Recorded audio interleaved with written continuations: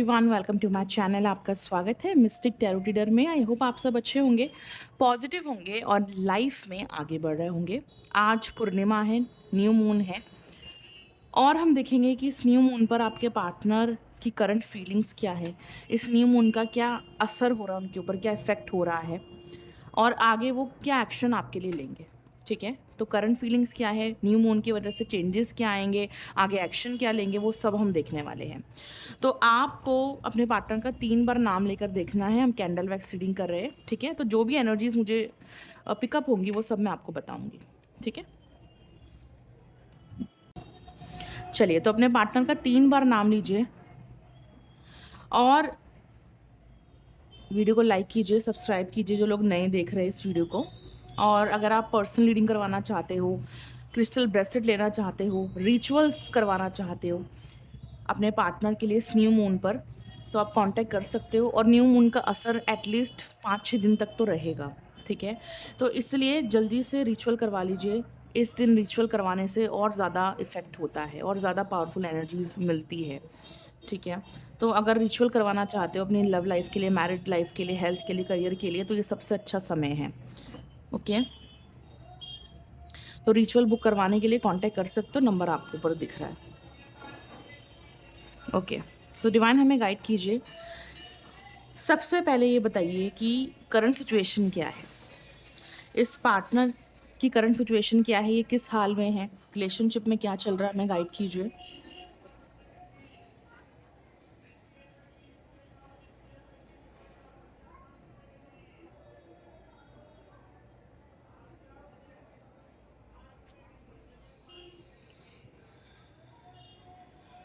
देखिए, मुझे ऐसी एनर्जी आ रही है, कैंसर, पाइसेस, स्कॉर्पियो, टॉरस और कैप्रिकन की एनर्जी आ रही है।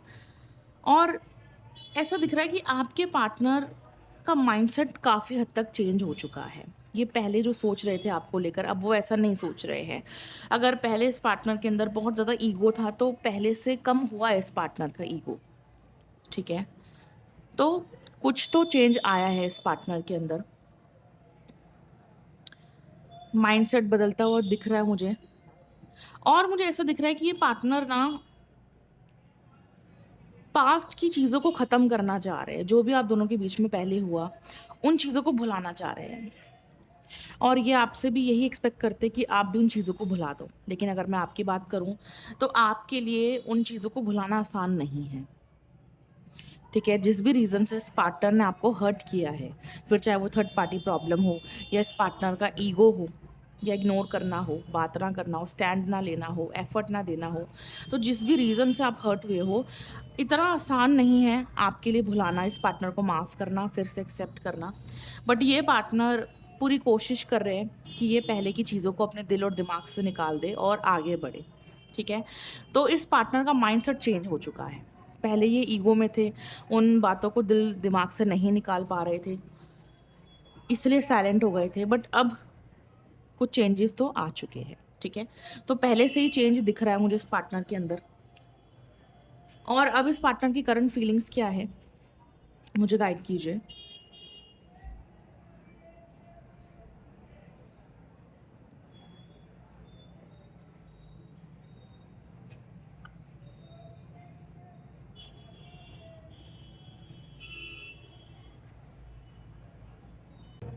देखिए, अगर मैं करंट फीलिंग्स की बात करूँ, वर्तमान भावनाओं की बात करूँ कि अभी क्या फीलिंग्स है इस पार्टनर की, ये पार्टनर अब कन्फ्यूज़्ड है आपको लेकर।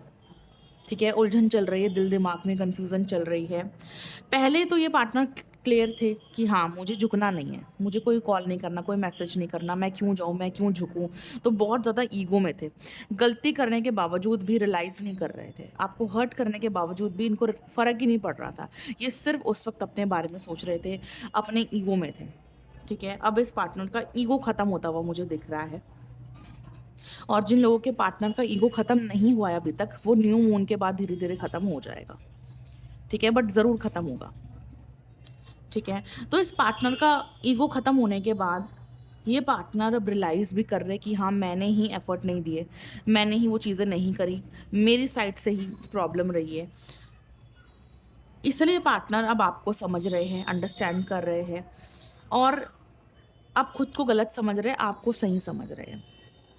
ठीक है, आपके बारे में सोच रहे हैं और इनका ईगो भी अब ख़त्म होता हुआ मुझे दिख रहा है। ठीक है, इसलिए ये पार्टनर पहले मूव ऑन करके आगे बढ़ रहे थे, बट अब ये पार्टनर कंफ्यूज्ड हो गए हैं। अब ये मूव ऑन नहीं कर पा रहे और ना ही करना चाहते हैं, आपके ऊपर ही स्टक हो गए हैं। ये पार्टनर पहले मूव ऑन करना चाह रहे थे, बट अब ये मूव ऑन नहीं करना चाहते। ठीक है, अब ये कन्फ्यूज़्ड हो चुके हैं आपको लेकर कि मैं मूव ऑन करूँ या ना करूँ, क्योंकि अब ये सिर्फ अपने बारे में नहीं सोच रहे, ये आपको समझ रहे हैं, आपके बारे में सोच रहे हैं, आपकी साइड ऑफ स्टोरी देख रहे हैं।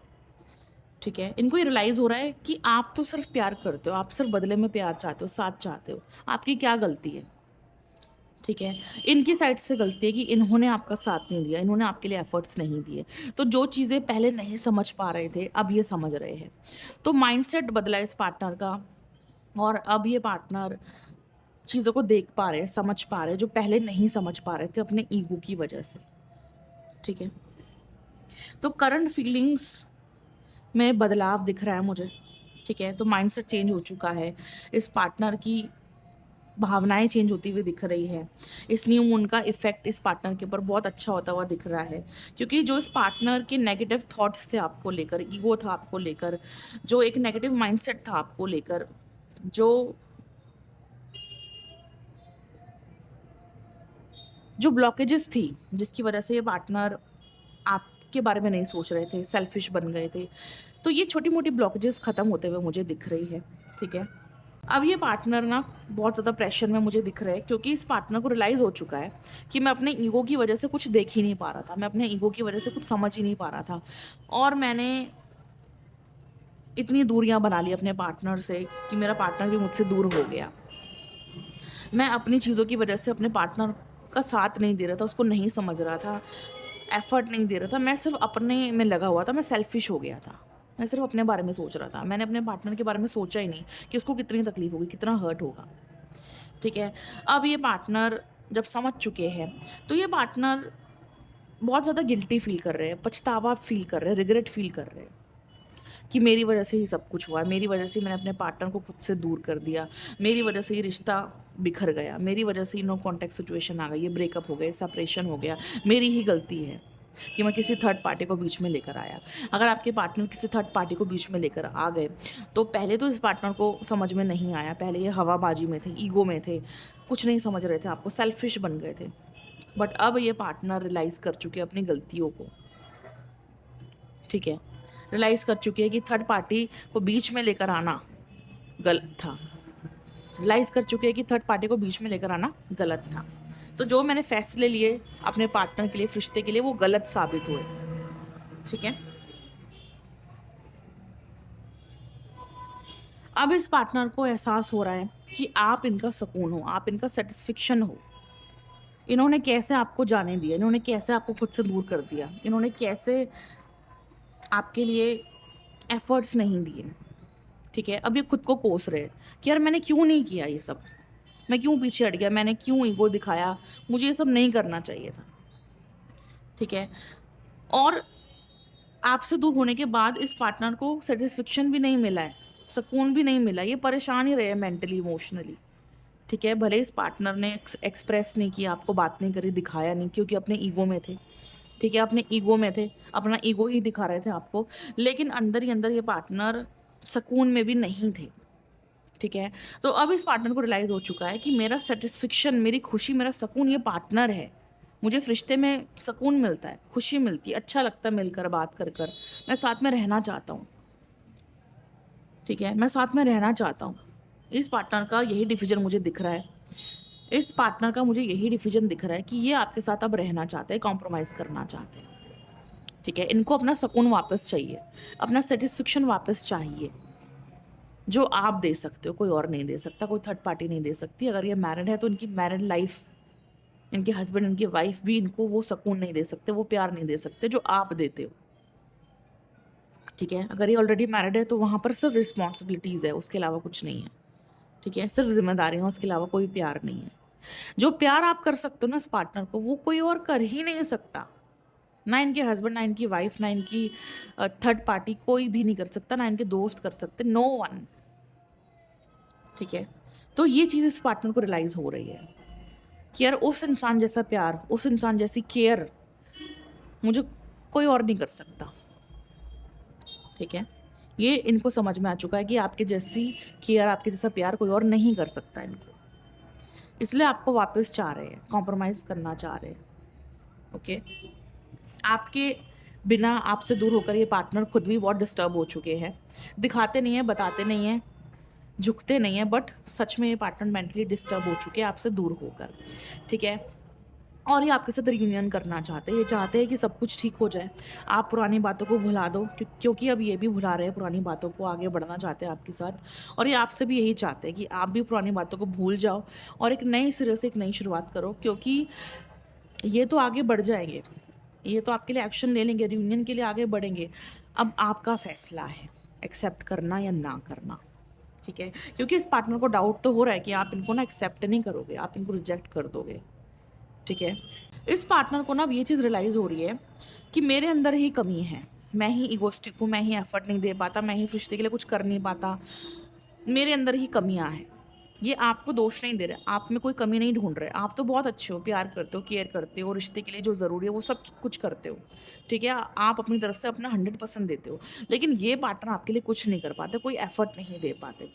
तो ये चीज़ इनको भी पता है, ठीक है? ये चीज़ इनको भी पता है कि कमी मुझ में है, मुझे इम्प्रूव करना है, मुझे अपने अंदर चीज़ें ठीक करनी हैं, ठीक है? तो इनको पता है कि कमी इनकी साइड से, आपकी साइड से प्यार में कोई कमी नहीं है, एफ़र्ट में कोई कमी नहीं है। जो कमियां हैं प्यार की, एफ़र्ट की, सपोर्ट की, वो इनकी साइड से है, ठीक है? इनको ये चीज़ भी रियलाइज़ हो रही है और इनको पता भी है कि हाँ, मेरी साइड से ही कमी है, ओके? ये पार्टनर ना बहुत ज़्यादा गिल्टी फील कर रहे हैं, यही सब बातें सोच सोच कर ना ये पार्टनर बहुत ज़्यादा गिल्टी फील कर रहे हैं इस न्यू मून पर। और ये काफ़ी दिनों तक ना काफ़ी गिल्टी फील करेंगे, रिग्रेट फील करेंगे, अपने आप को कोसेंगे, ठीक है? इस पार्टनर की जो सोच थी ना आपको लेकर कि हाँ, मैं ठीक कर रहा हूँ, मैंने सही डिसीजन लिया है, मेरा फैसला ठीक है, मैं एफर्ट नहीं दे सकता, मैं ये नहीं कर सकता, मैं वो नहीं कर सकता, मेरी मजबूरी है, तो ये जो सोच है ये बदली है, ठीक है? इस पार्टनर को ये समझ में आ चुका है कि रिश्ते में एफर्ट देने पड़ते हैं और कमी मेरी साइड से, ठीक है? तो ये जो सोच है ये बदली है, जो कि बहुत अच्छी बात है। इनका माइंडसेट चेंज हुआ है, मैंने कहा ना इनका माइंडसेट बदला है, ओके?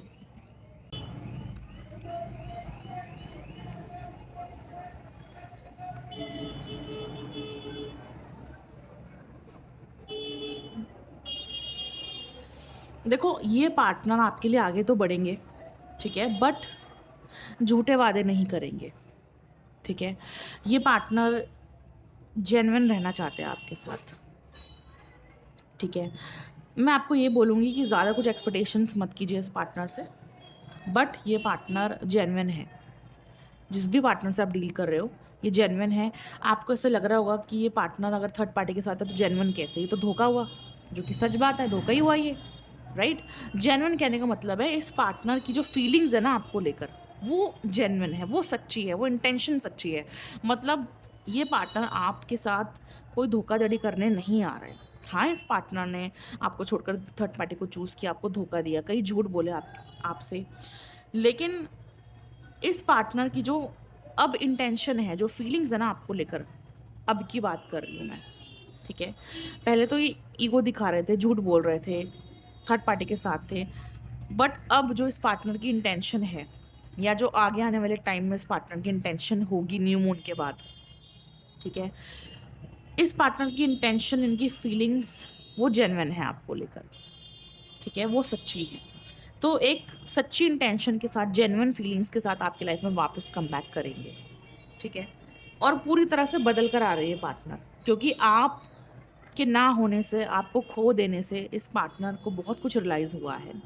इनको बहुत चीज़ों का एहसास हुआ है, आपकी बहुत कमी महसूस हुई है, इन्होंने बहुत याद किया है आपको, ठीक है? ये हर दिन आपको याद करते हैं और अब न्यू मून के बाद इसका इफ़ेक्ट और ज़्यादा बढ़ जाएगा, ये और ज़्यादा मिस करेंगे और ज़्यादा सोचेंगे आपके बारे में, ठीक है?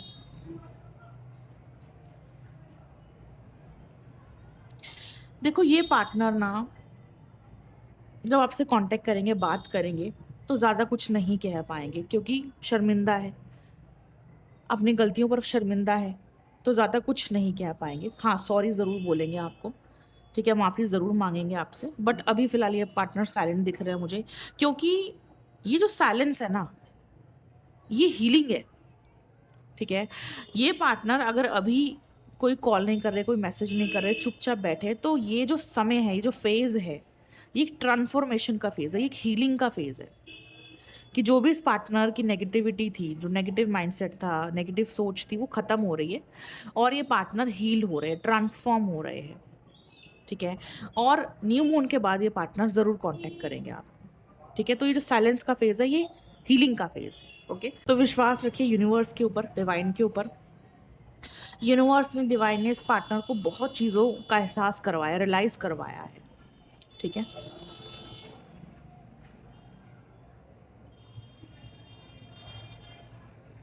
और ये पार्टनर बहुत शर्मिंदा है कि इस पार्टनर ने आपको छोड़कर थर्ड पार्टी को चूज़ कर लिया। इस पार्टनर ने आपको छोड़कर दूसरी चीज़ों को चूज़ कर लिया। आपको प्रायोरिटी नहीं दी, आपको इम्पोर्टेंस नहीं दी, ठीक है? अब होता है ना कि जब इंसान नहीं होता, हमें तब उसकी कमी का एहसास होता है, तब हमें उसकी वैल्यू समझ में आती है। तो वही वाला सीन दिख रहा है मुझे, वही हो रहा है इस पार्टनर के साथ। अब आपकी वैल्यू समझ में आ रही है इस पार्टनर को, ठीक है?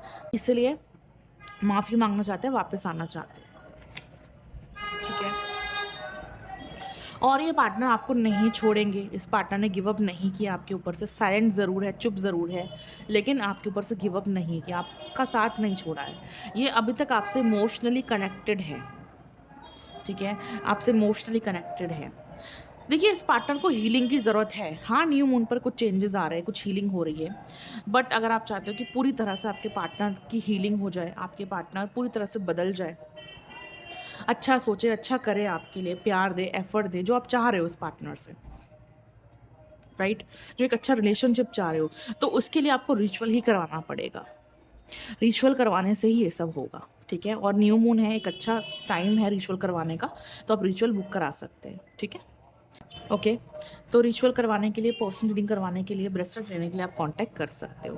तो आपको थोड़ा-सा पेशेंस रखना है, ये पार्टनर न्यू मून के बाद ज़रूर एक्शन लेंगे, ठीक है? बाकी आप रिचुअल करवा सकते हो, ठीक है? बाकी आप रिचुअल करवा सकते हो।